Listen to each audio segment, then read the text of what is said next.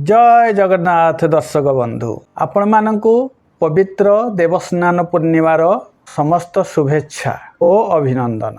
वास्तु उपाय तो बहुत अच्छी मुझे परीक्षित केतोटी वास्तु उपाय कहूँ जहाँ को आम गृहस्थी माने पालन कले आम घर से जो वास्तु दोष अनेकांश दूरीभूत हो।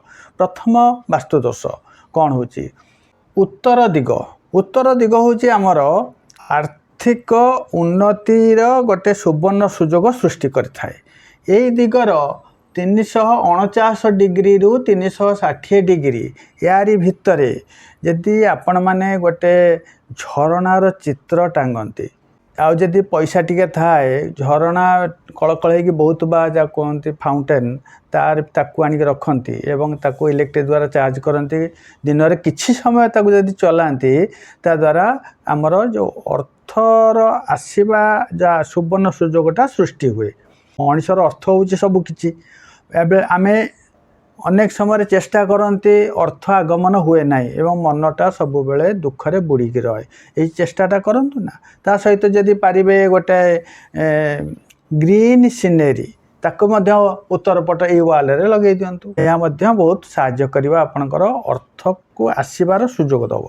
एबे आम आउ गोटे दिग कथा जानिबा ताहा होची उत्तर उत्तर पूर्व यह 11 डिग्री रु 33 डिग्री भितर अच्छी।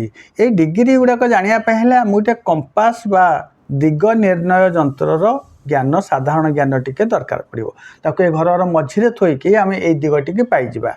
घरे अनेक लोकंकर अनेक साधारणतः प्राय घरे घरे स्वास्थ्य समस्या लगिक रोचे। आज बापा कहलानी काली माँ कहलानी काली स्त्री कहलानी पुणी छुआ पिला कहलानी एमती गोटे पर गोटे लगी रोचे और आमर से विषय प्रचुर अर्थ क्षय होची एवं समस्त असुस्थ मन कौन करा जाय पारे? ये असुस्थ मन को सुस्थ कर जगह हूँ उत्तर उत्तर पूर्व दिग।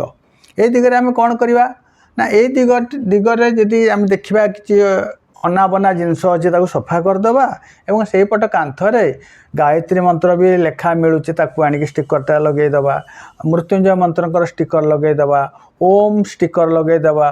ओम स्वस्तिक त्रिशूल यार भी चिन्ह लगे पारिबा एवं आमे दैनिक दुख निवारण स्तोत्र सुस्वास्थ्य मंत्र ये सब मोबाइल मिल जाऊँगी आपको सकाଳେ संध्या बेले 10-10 मिनट 5-5 मिनट जहाँ थी लगेवा एवं देखा स्वास्थ्यर जो रोला आम उपर समस्या धीरे धीरे धीरे धीरे उन्नत आड़ को आसूची। जो मानक घरे आर्थिक अनियमितता लगिक रोचे से माने सुंदर उपायटे करंतु कौन करेंगे ना अग्निकोणर 131 रु 146 डिग्री भितर गोटे दीप लगातु।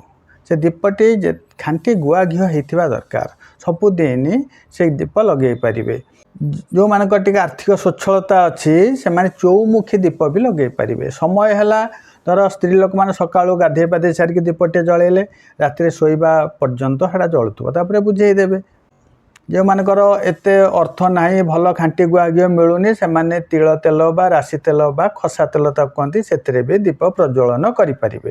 या दैनिक यह करंतु देखिए आपणकर आर्थिक समस्या धीरे धीरे दूरीभूत होची आप लक्ष्य करेंगे। आज ये 3टी विषय जानले आउ 2टी विषय आउ अनेक विषय आगामी वीडियो आम जानिबा। रहिली नमस्कार।